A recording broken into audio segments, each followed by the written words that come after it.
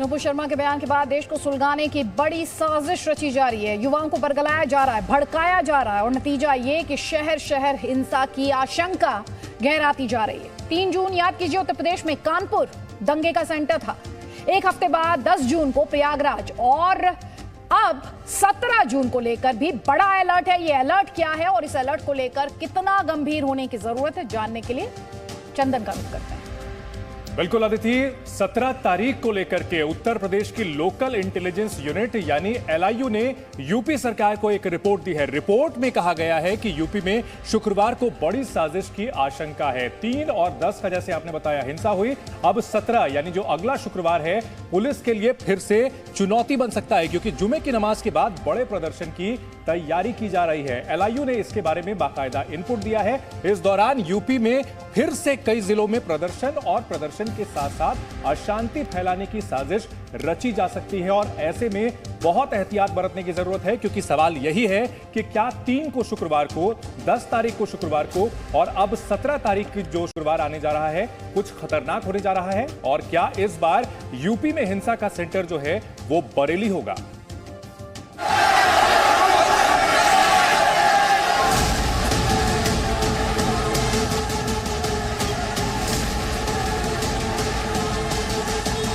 मस्जिद की सीलिंग नहीं कर सकता, हमारी जानें कुर्बान हो जाएंगी इस पर। अपील क्या करना चाहेंगे, मुसलमान फिर गौर करेगा, बैठेगा, मिलजुल कर बैठ के सोच अपनी हिफाजत के लिए बहरहाल वो कुछ प्लानिंग करेगा। अगर इस तरह की कोई कदम उठाए गए तो फिर सर पे कफन बांध के लोग निकल भी आएंगे मैदान में। ज़्यादा दिन इंतजार नहीं कर पाएंगे। अब ज़ियादती की इंतहा, सब्र की इंतहा हो रही है। अगर मतलब होना है तो फिर ठीक है, वो हम कानून को तो तोड़ते नहीं, ना कानून को भी तोड़ा हमने, लेकिन ये तो हमें हक है कि ठीक है भाई हम मरने के लिए निकले आ रहे, मानो सर पे कफन बांध के निकल पड़ेंगे। इज्जत दोगे तो इज्जत पाओगे, बदतमीजी करोगे तो बदतमीजी का जवाब भी तुम्हें देना आता है और दे सकते हैं। इन बयानों का मतलब कुछ समझे। मतलब ये था कि हिंसा बेवजह नहीं होती, पत्थर वैसे ही नहीं फेंके जाते, आग वैसे नहीं लगती। इसके पीछे भड़काऊ बयानों की लंबी लिस्ट होती है। इस बार भी पहले भड़काऊ बयान दिए गए, फिर हिंसा हुई। उपद्रव की यह खौफनाक कहानी ऐसे ही आगे बढ़ रही है। 3 तलाक, CAA NRC, हिजाब, अजान की आवाज और ज्ञानवापी से होता हुआ मजहबी विवाद नुपुर शर्मा के बयान के बाद हिंसक हो चुका है। हर हिंसा से पहले एक नहीं कई लोगों के कई बयानों ने इतनी आग लगाई कि यूपी के शहर जल उठे। 3 जून को कानपुर सुलगा, 10 जून को प्रयागराज समेत कई शहरों में हिंसा भड़की और अब 17 जून को लेकर LIU ने बड़ा अलर्ट दिया है। सवाल यह है कि क्या इस बार बरेली होगा हिंसा का सेंटर। ये आशंका इसलिए गहराई है क्योंकि एक ओर 17 जून को लेकर यूपी की LIU का इनपुट है और दूसरी ओर 17 जून को ही बरेली में तौकीर रजा ने बड़े जलसे का ऐलान किया है। लेकिन इस जलसे से पहले तौकीर रजा के बयान सुन लीजिए। हमने बहुत बर्दाश्त किया है। हनुमान चालीसा तुमने हमारी मस्जिदों के आगे पढ़ा, हमने सब्र किया। हनुमान चालीसा हिंदू को पढ़ना चाहिए, अच्छी बात है, पढ़ो। जय हनुमान ज्ञान गुण सागर पढ़ो। हिंदू नहीं पढ़ेगा तो कौन पढ़ेगा? लेकिन तू हनुमान के लिए नहीं पढ़ रहा था, तू मुसलमान को सताने के लिए पढ़ रहा था। तौकीर रजा के बयान सिर्फ बर्दाश्त की सीमा तक सिमट जाते तो बात क्या थी, लेकिन वो धमकाने की हद तक उतर आए। इज्जत दोगे तो इज्जत पाओगे, बदतमीजी करोगे तो बदतमीजी का जवाब भी तुम्हें देना आता है और दे सकते हैं। नुपुर शर्मा की गिरफ्तारी तक तौकीर रजा न खुद रुकेंगे न कौम को रोकेंगे। मैं देख रहा हूं कि किसी ने जुर्म किया, उसको जुर्म मान लिया गया, पार्टी से बरतरफ कर दिया गया। जब जुर्म मान लिया गया तो उसे गिरफ्तार किया जाना चाहिए कि नहीं किया जाना चाहिए। और मैं पूरे दावे के साथ कहता हूं कि जब तक गिरफ्तार नहीं करोगे ये कौम मानने वाली नहीं है। एक और नुपुर की गिरफ्तारी की मांग है, उसके लिए धरना प्रदर्शन का ऐलान है, लेकिन उपद्रव पर मौलाना मौन है। पत्थरबाजों पर तौकीर रजा चुप हैं, लेकिन पुलिस के एक्शन को मुसलमानों के खिलाफ बताकर उन्हें उकसाने की पूरी कोशिश कर रहे हैं। तो मुसलमानों को ऊपर जुल्म ढाया जा रहा है, मुसलमानों के बच्चों पर गोलियां चलाई जा रही है, मुसलमानों का सताने का काम किया जा रहा है, मुसलमानों को जेल में डालने का काम किया जा रहा है, लेकिन उस एक को गिरफ्तार नहीं किया जा रहा है। अपने इस ऐलान के साथ मौलाना तौकीर रजा मैदान में हैं। 17 जून को बरेली में तौकीर रजा ने जलसे का ऐलान किया है। बरेली के इस्लामिया मैदान में बड़े प्रदर्शन की तैयारी है। नमाज के बाद विरोध प्रदर्शन शुरू किया जाना है। प्रदर्शन में शामिल होने के लिए महिलाओं और बच्चों को भी बुलाया गया है। मौलाना प्रदर्शन पर अड़े हैं और दूसरी ओर यूपी लोकल इंटेलिजेंस यूनिट यानी LIU की रिपोर्ट गंभीर और खतरनाक इशारा कर रही है। सवाल है कि क्या 2 दिन बाद कुछ बड़ा होने वाला है? मौलाना तौकीर रजा का धरना प्रदर्शन का ऐलान चाहे शांतिपूर्ण ही हो, लेकिन क्या तौकीर रजा ये गारंटी ले सकते हैं कि हिंसा नहीं होगी? क्या तौकीर रजा ये गारंटी ले सकते हैं कि प्रदर्शन को पत्थरबाज हाईजैक नहीं कर लेंगे? क्या तौकीर रजा उपद्रवियों की गारंटी ले सकते हैं? देश में माहौल संवेदनशील है और ऐसे वक्त में शांति का रास्ता ढूंढने की जगह मौलाना के इस प्रदर्शन से क्या विवाद नहीं भड़केगा? मौलाना इस पर मौन है, लेकिन यूपी पुलिस ने चेतावनी दे दी है। दंगे और हिंसा की किसी भी कार्रवाई पर सख्त एक्शन होगा और इसलिए बरेली जोन के ADG ने लोगों से इस प्रदर्शन में शामिल न होने की अपील की है। वर्तमान में बरेली जोन के सभी जनपदों में और बरेली जनपद में भी धारा 144 CRPC के तहत निषेधाज्ञा लागू है और इसमें प्रशासन से अनुमति के बगैर किसी प्रकार का धरना प्रदर्शन जुलूस इस पे प्रतिबंध लगा है और ऐसे कोई भी तत्व जो इस तरह का कृत्य करेगा उसके विरुद्ध कड़ी वैधानिक कार्रवाई की जाएगी। यूपी सरकार में मंत्री असीम अरुण ने भी साफ कह दिया है कि अगर कोई बवाल करेगा तो बाबा का बुलडोजर काम करेगा। तो मुझे पूरा विश्वास है कि आने वाले समय में अगर कोई भी कानून व्यवस्था से खिलवाड़ करने की कोशिश करेगा तो योगी जी को जो हम लोग बाबा बुलडोजर बोलते हैं वो केवल इसलिए नहीं कि अतिक्रमण हटता है, इसलिए कि जो हॉर्स पावर है, जो शक्ति है, वो भी उनके अंदर है निर्णय लेने की। जो लोग मजहब के नाम पर मुस्लिमों को भड़का रहे हैं, उन्हें बरेली के मौलाना शहाबुद्दीन का पैगाम जरूर सुनना चाहिए। पत्थर उठाना, लाठी डंडे उठाना, गाड़ियों को आग लगाना जायज़ करार दिया जा सकता है, इसको कतई जायज़ करार नहीं दिया जा सकता। ये सरासर गलत है और गलत है। तो आपके सामने एक और तौकीर रजा जैसे मौलाना है तो दूसरी ओर शहाबुद्दीन रिजवी जैसे मौलाना। एक और अमन की बात है और एक और प्रदर्शन का संग्राम है। तय आपको करना है कि रास्ता कौन सा चुनना है, क्योंकि हिंसा चाहे किसी की वजह से हो, देश हित में तो बिल्कुल नहीं हो सकती। ब्यूरो रिपोर्ट, जी मीडिया। आपके लिए जानना भी जरूरी है कि मौलाना तौकीर रजा की तकरीर अक्सर भड़काने वाली रहती है। अपने बयानों से अक्सर वो विवाद खड़े करते रहते हैं। चंदन हमारे साथ हैं, तौकीर रजा के बारे में, ऐसे ही विवादित बयानों के बारे में और डिटेल्स दे रहे हैं। बिल्कुल अदिति, अगर तौकीर रजा की बात की जाए तो विवादित बयानों के मामले में उन्हें सीरियल ऑफेंडर कहा जा सकता है, क्योंकि बरेली में उन्होंने शुक्रवार को जो प्रदर्शन का ऐलान किया है उनका चरित्र ही भड़काऊ रहा है। अपने दर्शकों को मैं उनके कुछ बयानों के बारे में बताना चाहता हूं ताकि पता चल सके कि उनकी छवि कैसी है और वो किस तरह मुस्लिमों को भड़काने का काम करते हैं। 22 अप्रैल 2022 को तौकीर रजा ने कहा कि मुसलमान सड़क पर उतरा तो किसी से संभलेगा नहीं। इससे पहले 19 जनवरी 2022 को उन्होंने कहा था कि बटला हाउस एनकाउंटर में मारे गए आतंकी शहीद घोषित किए जाएं।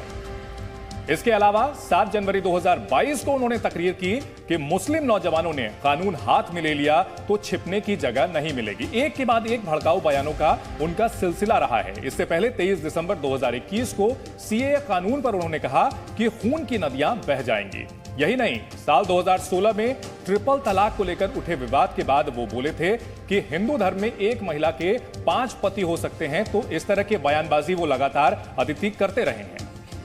तो विवादित बयान उनके रहे हैं। कभी वो कहते हैं कि मुस्लिम नौजवानों को किसी भी तरीके से उकसाया ना जाए, लेकिन चिंता इस वक्त जो है वो ये है कि 2 दिन बाद शुक्रवार के दिन कहीं फिर से हिंसा भड़काने की साजिश तो नहीं की जाएगी। देश हित में जरूरी है कि आप संभल कर रहें। सोशल मीडिया या फिर आपके व्हाट्सएप पर आ रहे भड़काऊ वीडियो पर बिल्कुल ध्यान ना दें, उन्हें आगे ना बढ़ाएं, फॉरवर्ड ना करें, कोई ऐसा कदम ना उठाएं जिससे अशांति फैले, क्योंकि अशांति फैलाने का अंजाम क्या होता है इसे हम और आप कानपुर और प्रयागराज में पुलिस की कार्रवाई के जरिए देख रहे हैं। पिछले शुक्रवार को प्रयागराज में हिंसा भड़की थी, इसे लेकर कई खुलासे हुए हैं। पुलिस को प्रयागराज के अटाला में हिंसा से पहले पूरी रात 300 मोबाइल नंबर्स एक्टिव मिले। पुलिस इस बात की पता लगाने की कोशिश कर रही है कि आखिर हिंसा से पहले गुरुवार पूरी रात ये 300 नंबर अटाला में एक्टिव क्यों थे, और साथ ही ये भी कि आखिर 150 संदिग्ध गाड़ियां हिंसा वाले क्षेत्र में लगातार क्यों चक्कर लगा रही थी। चंदन, बिल्कुल, अटाला हिंसा को लेकर के बहुत सारी अपडेट्स आ रही हैं और एक बड़ी खबर यह है कि अब तक इस मामले में 92 लोगों को गिरफ्तार किया गया है। यानी प्रयागराज से अब तक 92 लोगों की गिरफ्तारी हो चुकी है। अगर बात की जाए इस हिंसा की, तो हिंसा के आरोपियों को नैनी के जेल में अलग अलग बैरकों में रखा गया है और जेल में बंद जो आरोपी हैं उन पर विशेष नजर रखी जा रही है, क्योंकि उनका जो ट्रैक रिकॉर्ड है वो काफी खतरनाक रहा है। अंदर भी गोलबंदी ना करें, इसके लिए सीसीटीवी कैमरों से बैरकों की 24 घंटे निगरानी भी की जा रही है और इनकी सुरक्षा को लेकर भी विशेष सावधानी जेल के अंदर बरती जा रही है, क्योंकि बड़ी तादाद में इन्हें गिरफ्तार किया गया है, अरेस्ट किया गया है और इसके साथ साथ इनसे पूछताछ भी की जा रही है।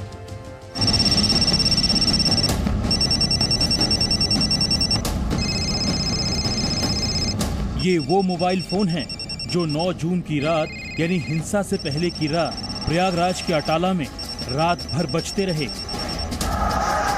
10 जून को दिन में अटाला में हिंसा हुई और हिंसा से पहले करीब 300 लोग ऐसे थे जो रात भर जग रहे थे। लेकिन क्यों? सूत्रों के मुताबिक पुलिस ने अटाला में 300 संदिग्ध मोबाइल नंबर की पहचान की है। हिंसा से पहले ये 300 नंबर एक दूसरे से संपर्क में थे। शुक्रवार की हिंसा से पहले गुरुवार की रात भर ये नंबर एक्टिव रहे। पुलिस अब इन नंबरों का उपद्रवियों और गिरफ्तार साजिशकर्ताओं के नंबर से मिलान करेगी। पुलिस इन संदिग्ध 300 मोबाइल नंबरों की सीडीआर यानी कॉल डिटेल रिकॉर्ड निकलवाने में भी जुटी है। तो क्या इन मोबाइल नंबर से हिंसा की प्लानिंग हो रही थी या फिर इन नंबरों से लोगों को हिंसा के लिए भड़काया जा रहा था? पुलिस इस साजिश को सुलझाने में जुटी है। मुकदमा दर्ज है, 70 नामजद हैं, कुछ अज्ञात हैं। उन्हीं की गिरफ्तारी हो रही है या की जाएगी जो वास्तव में शामिल हैं और जो हार्ड क्रिमिनल्स हैं। जैसे जैसे जांच आगे बढ़ रही है, हिंसा की साजिश को लेकर कई खुलासे हो रहे हैं। अटाला हिंसा को लेकर पुलिस 150 संदिग्ध गाड़ियों के बारे में जानकारी जुटा रही है। पुलिस सूत्रों के मुताबिक ये 150 गाड़ियां हिंसा वाले इलाके में लगातार दौड़ रही थी। इनमें से करीब 100 2 पहिया और 50 4 पहिया गाड़ियां थी। पुलिस इन गाड़ियों के मालिक का पता लगा रही है। अगर हिंसा में इन गाड़ियों के इस्तेमाल की बात सामने आती है तो उन्हें सीज कर लिया जाएगा। अटाला हिंसा में सोशल मीडिया के भी गलत इस्तेमाल की बातें सामने आ रही हैं। बताया जा रहा है कि सोशल मीडिया पर बहुत सारे ग्रुप बनाकर लोगों को भड़काया गया। पुलिस अब इन सोशल मीडिया के शैतानों पर भी शिकंजा कसने की कोशिश कर रही है। किसी भी धर्म के खिलाफ या किसी व्यक्ति के खिलाफ जब भी कोई पोस्ट आती है, हमारा सोशल मीडिया सेल एक्टिव है, तुरंत ही उसको पकड़ करके कार्रवाई की जाती है, मुकदमा एफआईआर दर्ज की जाती है। पुलिस ने इनमें से कई पत्थरबाजों को गिरफ्तार किया है, लेकिन अब भी कई पुलिस की गिरफ्त से बाहर हैं। सीसीटीवी फुटेज, सर्विलांस कैमरों के जरिए हिंसा करने वालों की पहचान होने के बावजूद कई दंगाइयों का पता नहीं चल पा रहा है। लिहाजा पुलिस अब इनकी धरपकड़ के लिए पोस्टर लगाने की तैयारी कर रही है। अब तक इसमें 337 लोग गिरफ्तार किए जा चुके हैं। यहाँ अगर किसी को कोई भी अपना पत्रक देना हो तो 2 या 4 की संख्या में आके वहाँ जिले के अधिकारियों को दे सकते हैं। इस बीच प्रयागराज हिंसा के मास्टरमाइंड मोहम्मद जावेद उर्फ जावेद पंप का घर बुलडोजर से गिराने को लेकर सियासत तेज हो गई है। बुलडोजर वाले एक्शन को लेकर AIMIM और बीजेपी में वार पलटवार जारी है। उत्तर प्रदेश के चीफ मिनिस्टर तो सुपर चीफ जस्टिस बन चुके हैं वो खुद अपनी अदालत में किसी को कन्विक्ट करेंगे और घर तोड़ देंगे। अभी से घर तोड़ दो आप। रूल ऑफ लॉ को तो बर्बाद कर रहे हैं आप। जो घर तोड़ा गया आफरीन फातिमा का, वो तो उसकी मां के नाम पे था। आपने झूठी नोटिस दी, आपने झूठा कहा कि पहले नोटिस दी। आपको कोई इख्तियार ही नहीं है घर तोड़ने का। कहीं भी समाज विरोधी काम अगर कोई कर रहा है, प्रदेश और देश विरोधी काम अगर कोई कर रहा है, तो जांच होनी चाहिए। उसके दायरे में जो भी आए उसके खिलाफ कार्रवाई होनी चाहिए। आरोपी मोहम्मद जावेद की बेटी आफरीन फातिमा भी विवादों में है। आफरीन ने अपने ट्विटर अकाउंट में लोकेशन की जगह लिंचिस्तान लिखा है। आफरीन के पिता पर कार्रवाई के बाद उसके वीडियो वायरल हो रहे हैं। अपने कैंपसेस से तो आप हम पर लाठी चार्ज और टीयर गैस फायर करते हैं। किस कैंपस में टीयर गैस और स्टन ग्रेनेड और रबर बुलेट्स और पेलेट्स इस्तेमाल होते हैं? किस कैंपस में इस्तेमाल होते हैं? नहीं, सिर्फ मुस्लिम कैंपसेस में इस्तेमाल होते हैं। बहरहाल प्रयागराज पुलिस अगले जुमे की नमाज से पहले उपद्रवियों के खिलाफ एक्शन लेकर ऐसी नजीर पेश करना चाहती है जिससे कि अटाला हिंसा जैसी तस्वीरें फिर से देखने को ना मिले। विशाल पांडे के साथ ब्यूरो रिपोर्ट, जी मीडिया। तो उत्तर प्रदेश में हिंसा के शुक्रवार एडिशन की बात करें तो इसकी शुरुआत दरअसल हुई कानपुर से। तारीख थी 3 जून और कानपुर में हिंसा हुई। कानपुर हिंसा का मुख्य आरोपी आप जानते हैं जफर हयात। उससे जुड़ी कई अहम जानकारियां जानने के लिए चलते हैं चंदन के पास। बिल्कुल अदिति, जफर हयात के बारे में बहुत सारी जानकारियां मिल रही हैं और सूत्रों के हवाले से बड़ी खबर यह है कि कानपुर हिंसा के मास्टरमाइंड जफर हयात को बिरयानी की दुकान वाले फंडिंग करते थे। जफर हयात को हो रही फंडिंग में एक बाबा बिरयानी की दुकान है, उसके मालिक की भूमिका इसमें सामने आ रही है। अब एटीएस और एसआईटी की पूछताछ में इसका खुलासा हुआ है और हयात को फंडिंग को लेकर कई बिल्डर भी पुलिस की राडार पर हैं। इस बात का भी खुलासा हुआ है कि नई सड़क पर हिंसा के लिए कानपुर में उन्नाव से भीड़ बुलाई गई थी, यानी दूसरे जिलों से भी भीड़ बुलाई गई थी अदिति। और ये भी हमारे दर्शकों के लिए जानना जरूरी होगा चंदन कि किस तरह से उत्तर प्रदेश में उपद्रवियों के खिलाफ पुलिस ने सख्ती बरती है, सख्त कार्रवाई की है। 10 जून को राज्य के अलग अलग हिस्सों में हिंसा हुई थी और आज सुबह 7 बजे तक अगर हम बताएं उपद्रवियों की गिरफ्तारी को लेकर तो 337 आरोपी गिरफ्तार कर लिए गए हैं। कौन से शहर से कितनी गिरफ्तारियां हुई हैं चंदन?